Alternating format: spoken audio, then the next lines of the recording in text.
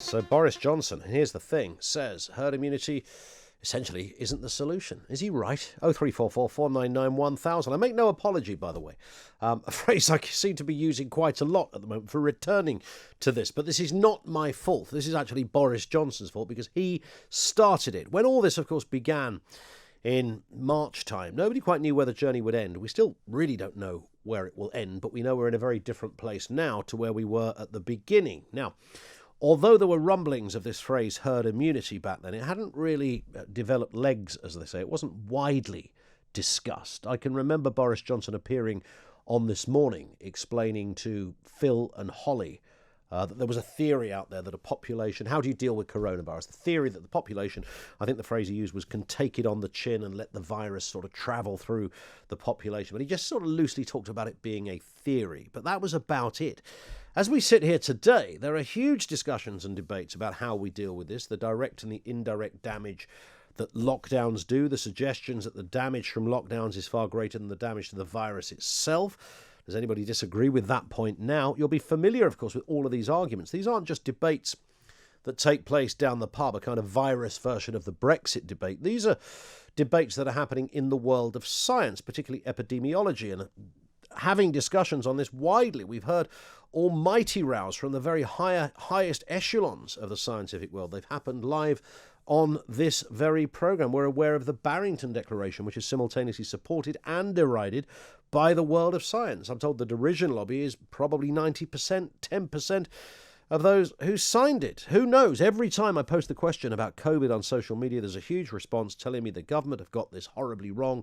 Some, of course, steer into the world of conspiracy. Others just genuinely, absolutely genuinely think the government have just called it wrong. Many of the evidence and statistics that is offered, much of the stats out there, are offered as to why it is wrong. Some of these people are scientists themselves telling me why the government have got it wrong. But Boris Johnson is not changing direction, which is why I wanted to just tuck into this a little bit. He's kind of doubled down and re-emphasised the whole why herd immunity can't work.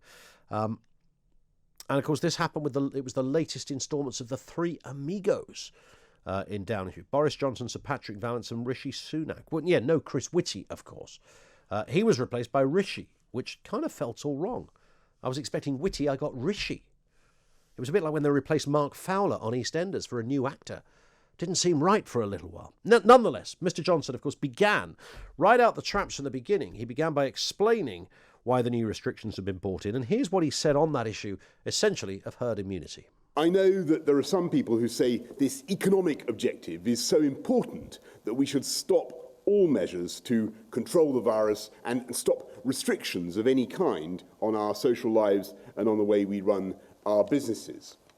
We can't do that because, alas, the maths is inescapable. We would face many thousands more deaths. And no, to answer one commonly posed question, we would not be able to insulate the elderly and the vulnerable, not in a society with so many multi-generational households. No country has been able to do that. No country has been able to do that. I know some people are going to go, what about Sweden? I'm not sure that's quite what they've yet achieved. So he says it's not the solution. The row and the fallout over herd immunity, and the phrase has become a bit mucky, I suppose, lately, is absolutely massive. Wherever you look, any debate you want to talk about, wherever it is, that is now kind of how this seems to divide up. We understand what COVID-19 is. We understand some people will get it and they'll fall very ill and some people won't make it. It might be the thing that finally tips the most vulnerable or those with underlying health conditions over the edge, in the way that pneumonia might have done any other day of the week, as it were. And we know that most people, I think 99% of people will survive it. So what's Boris Johnson banging on about when he says that this is simply not a solution? He said that about 5 or 6 times in the last couple of weeks in different ways. What I thought was interesting about him saying it there is that he said it right at the beginning of everything, right at the beginning of the press conference. Now, we know that the government have made a right hullabaloo over this. It's a right royal mess right now because if you can follow the story with a straight face from beginning to where we are now, then congratulations, you must win a prize. And by the way, I get it. It's not easy. If you went to France right now, they're probably doing a phone-in about why Mr. Macron has got it horribly wrong. And they're saying, well, what about the UK? The UK are doing rather well. They've got a great testing program. It's at 300,000 a day. You're not doing it here, Mr. Macron. You'd hear the same thing in Spain or in Italy, in Belgium, in the Netherlands, even in Germany, where there's a disquiet from the Merkel massive these days. So they're not alone. I'm not pretending they are. I'm willing to believe that collectively they've all got it horribly wrong. But it is a right royal mess. Track and trace is a mess.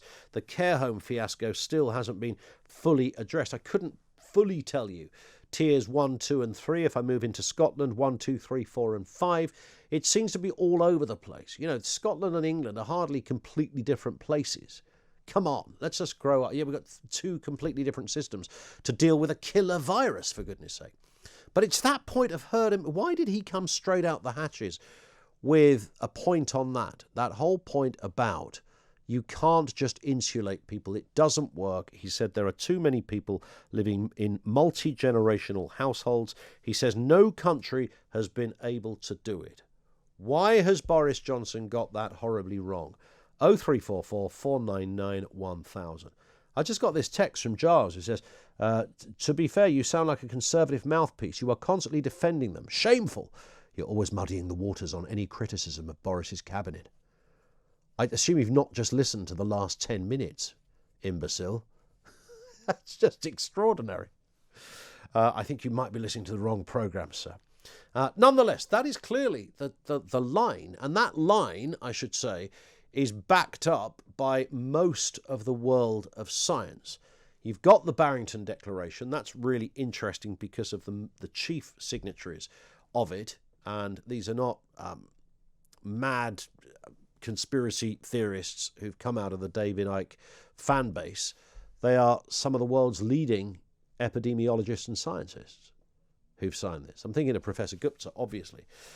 These people aren't in the pay of some shady company somewhere.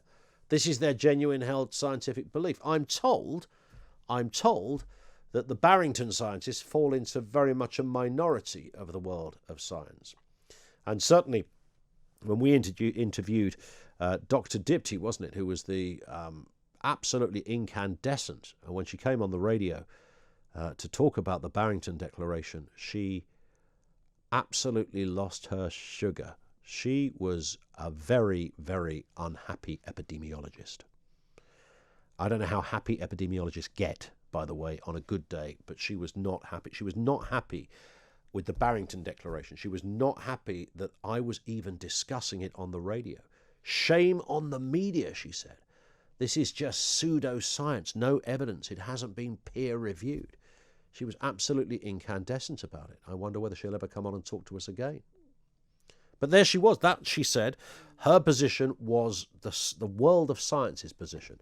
That is Boris Johnson's position, but it seems to divide the room in a rather big way. Now, if I look on Twitter and I see that Jim in Cranbrook has said, let's go for herd immunity, I might look at that and think, I'm not absolutely convinced Jim knows his beans in comparison to Dr. Dipty. I think perhaps she knows more than him. So I am aware that some of us are sort of emotionally linked to the idea. And it might be a kind of an anthropological instinct. Something in our lizard brain says you so want something to work and for this to be over and to get on, that we are kind of irredeemably wedded to the idea that there is a far simpler solution when there isn't. And Johnson is telling us, and he was explicit in the press conference, that there isn't. The idea of shielding the vulnerable and attempting to let everybody else get on with their life is not doable. And again, to reiterate what he said, the maths is inescapable. We face many more thousands of deaths, and know, to answer the commonly posed question, we would not be able to insulate the elderly and the vulnerable. Not a society with so many multi-generational households. No country has been able to do that. Why is he wrong?